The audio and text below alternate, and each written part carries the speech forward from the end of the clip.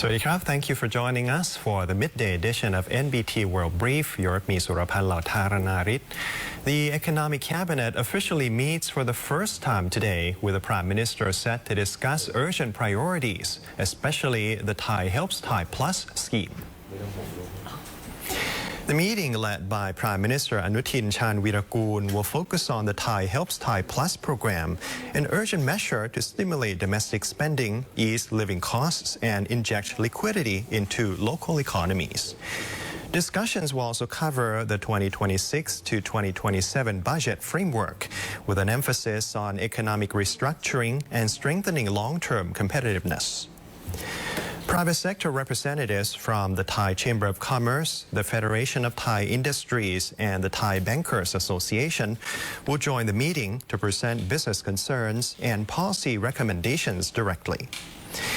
Regarding the review of the public debt ceiling to pave the way for an emergency decree to borrow 500 billion baht to fund large-scale economic stimulus projects, reports indicate that this matter may not be brought up at today's initial meeting, as further details are needed for clarification.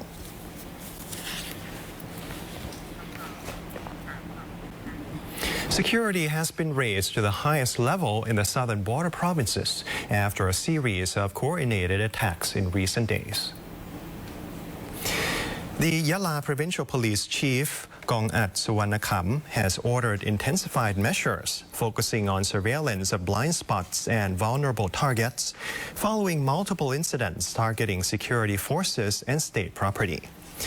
Authorities say since April 20th, insurgent groups have continued efforts to destabilize the region.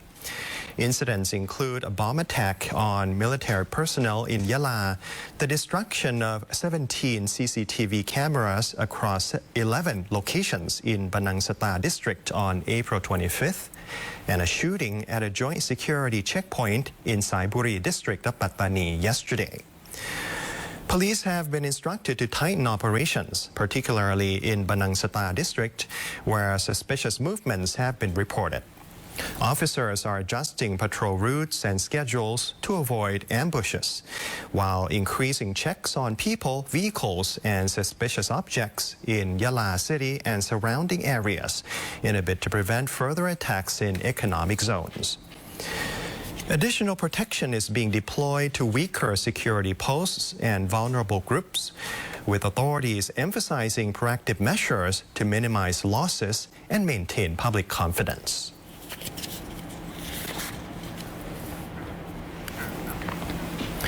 The Department of Business Development is tightening its crackdown on Thai proxy shareholders or nominees used by foreign investors, and is already showing results.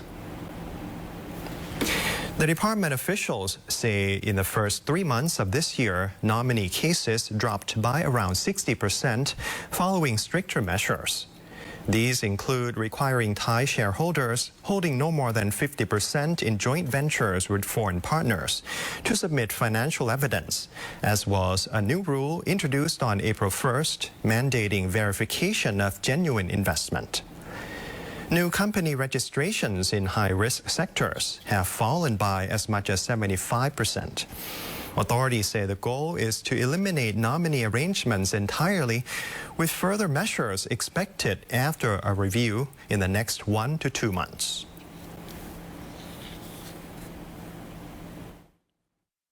ถามว่าพอใจไหมยังนะครับเนี่ยเพราะยังเหลือ 25% ก็เดี๋ยวต้องประเมินอีกสักเดือน2 เดือนนะครับเพื่อจะดูว่าเราน่าจะทำอะไรได้มากกว่านี้ไหมอันนี้ก็เป็นเรื่องการป้องกันนะครับส่วนเรื่องการปราบปรามอันนี้แถมนิดหนึ่งนะครับเป็นเรื่องเดิมที่เราไปสนับสนุนการป้องกันการจดทะเบียนตั้งบริษัทแล้วนำไปทำบัญชีม้านิติบุคคลอันนี้ก็เคยเรียนเล่าไปแล้วนะครับว่าวิธีการทำอย่างไรก็เห็นชัดเจนว่า3 เดือนในไตรมาสแรกก็ป้องกันไปได้เยอะนะครับหลุดรอดมาได้10 บริษัทก็ต้องไปดูต่อว่าถ้าบัญชีม้ายังเกิดอยู่มันเกิดได้อย่างไรนะครับก็ตอนนี้ก็มีการไปซื้อบริษัทเดิม ซึ่งเราก็ยังทำงานร่วมกับทางสำนักงานตำรวจแห่งชาติกับทางกลุ่มหน่วยงานที่ทำการปราบปรามนะครับ Over the past 4 months, enforcement teams have conducted 27 operations targeting illegal nominee businesses, forwarding cases for legal action. Officials also report progress in tackling the misuse of corporate entities as mule accounts. 10 such cases were identified in the first quarter, with efforts underway to close remaining loopholes.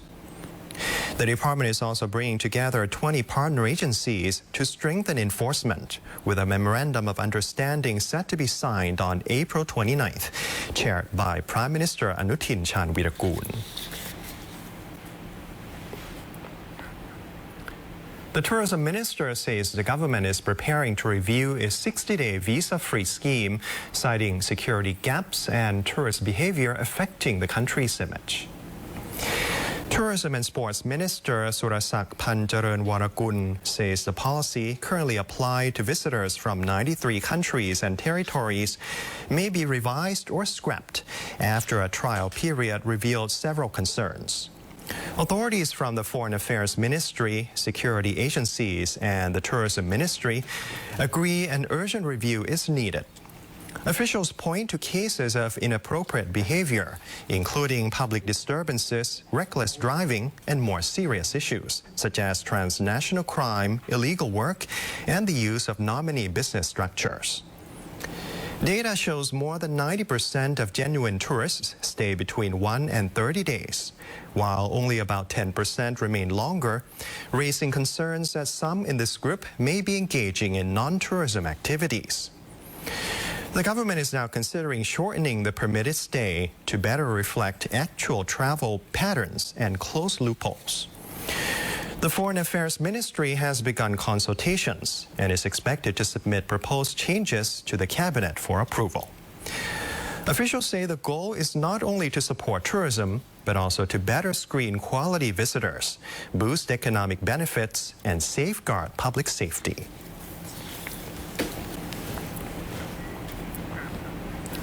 Bangkok is inviting the public to take part in special activities at Lumpini Park, the country's first public park, as it marks a historic milestone. Bangkok Governor Chacha Sittipan joined commemorative events honoring King Wachirawut on the 100th anniversary of his passing, alongside the centennial of Lumpini Park. The event features food stalls representing all 50 districts of Bangkok and runs from Sunday, April 26th to Thursday, April 30th.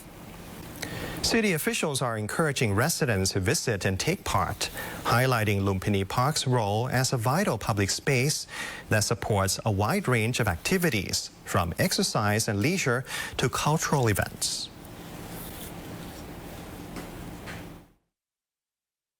ก็มาได้ครับก็สวนลุมเป็นสวนของพวกเราทุกคนนะ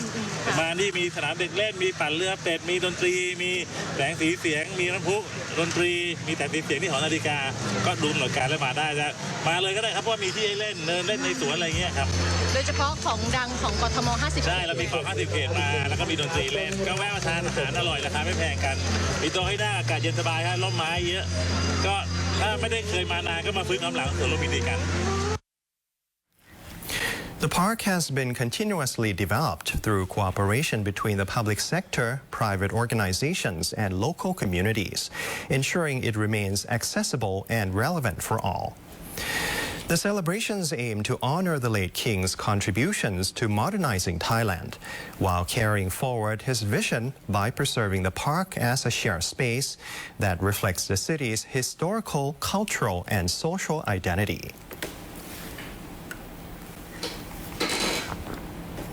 And that is it for our midday news report. You can stay updated with the latest developments and more stories by simply scanning the QR code on your screen to access our full coverage across all media platforms. Until next time, I'm Surapan Lautharanarit. สวัสดีครับ